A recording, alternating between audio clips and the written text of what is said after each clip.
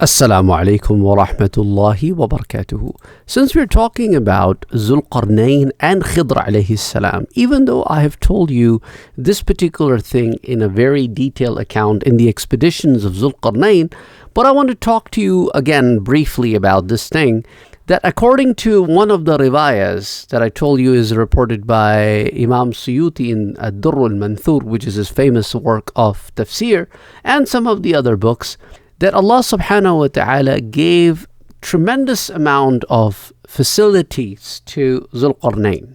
And one of the friends of Zulqarnain was an angel whose name was Rafa'il. This angel used to come and meet Zulqarnain several times.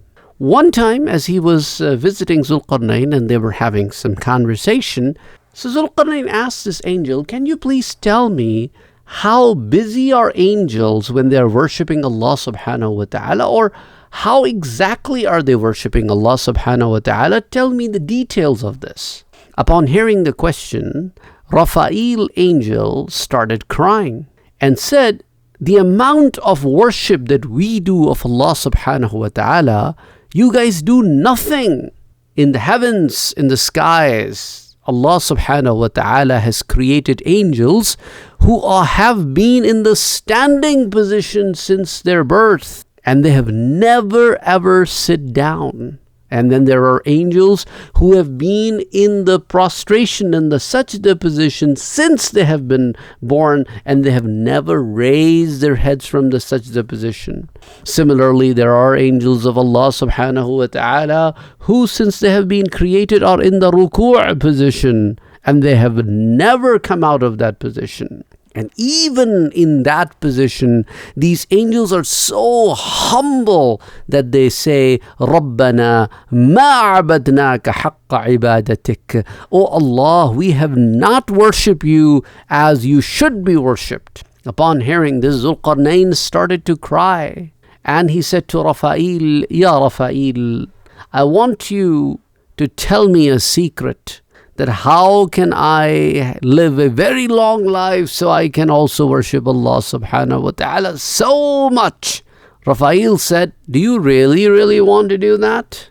And Zulqarnain said, "Indeed." Raphael said that Allah subhanahu wa ta'ala has created a fountain called the fountain of Hayawan. Anybody who drinks from it, death will never touch that person until and unless that person asks Allah subhanahu wa ta'ala to take his soul away. And Zulqarnain asked Raphael, "Do you know where that is?" And he said, "Well, in the heavens, in the skies. Angels talk about this. It is out there in the darkness where no human or jinn has ever reached. And we believe that that fountain is somewhere in the darkness, far, far away." And that's the point where I told you the detailed account of that the Zulqarnain gathered massive army and he started traveling in that direction.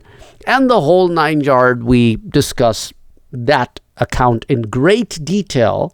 And you can go, if you are interested, you can go and watch that video that we have where we talked about the fountain of life and how Khidr alayhi salam was given the responsibility of taking these people through that place and the other details. And Khidr alayhi salam, when he reached that place, he drank from it. It was not by intention. He just reached that point, so he drank from it.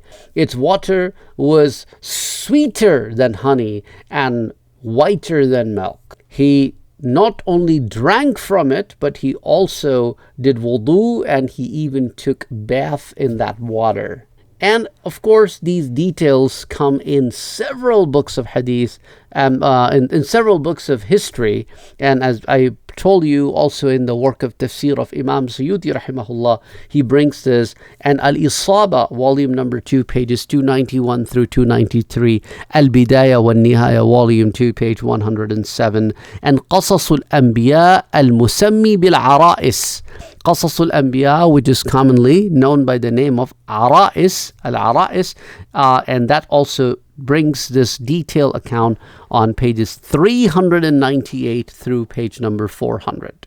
And similarly, Imam Ja'far al-Sadiq also reports this from Imam Baqir. And who is Imam Baqir? Imam Baqir is the grandson of Sayyidina Hussein radiyallahu anhu. So Sayyidina Hussein radiyallahu anhu's son is Imam Zainul Abidin, whose real name was Ali, but he's known by his name Zainul Abidin, who had a son Baqir, Muhammad Baqir, and Muhammad Baqir had a son Ja'far al-Sadiq.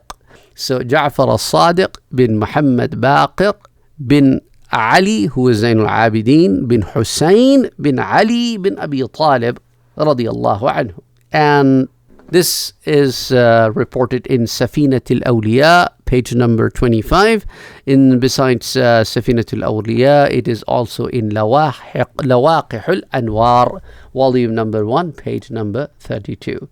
And also in another narration, it is reported that Zulqarnain read this in one of the books, that somebody from the descendants of Sam, the son of Nuh alayhi salam, he reached that point of the fountain of life, and he drank from that water and he got the life forever. So he decided to go in search for that himself. And Khidr alayhi salam was his minister and also was his first cousin, as the mother of Khidr and the mother of Zulqarnain were sisters. So Zulqarnain appointed Khidr alayhi salam to lead his army. So he was placed in al-Muqaddimatul Jaysh, leading the army. And that's how they were able to reach that point where Khidr alayhi salam reached that point and drank from the water, but Zulqarnain didn't. And again, this is reported in Tarikhul Khamis, volume 1, page 114, and Al-Ara'is, page number 401. And according to another narration, Adam alayhi salam instructed his son Sheeth alayhi salam, who was also a prophet of God. His name is Seth in English and Sheeth in Arabic, that on the west, where there is darkness, Allah subhanahu wa ta'ala has created a fountain of life. Aynul Haya in Arabic it is called. The Aynul Haya, fountain of life or spring of life. And Zulqarnain came to know about this instruction of Adam alayhi salam, so he went in that direction. Again, this is reported by in Tarikhul Khamis, volume number 1, page 114. And it is also said that during this journey, Zulqarnain came across an angel, and we also learn about his meeting with an angel, where angel gave him a stone and he brought that stone back. And then there's a long narration that I told you about, which is reported by Imam Suyuti in Ad-Durr al-Manthur. Also it comes in Al-Bidayah wa Nihaya, pages 107, 108, in Qasas al-Anbiya al-Musammi bil-Ara'is, page 401, and several other books that I gave you the references for in our previous lectures where we talked about expeditions of Zulqarnain. So I'll tell you some more stories from the life of Khidr alayhi salam, but next time. Till then, assalamu alaikum wa rahmatullahi wa barakatuh.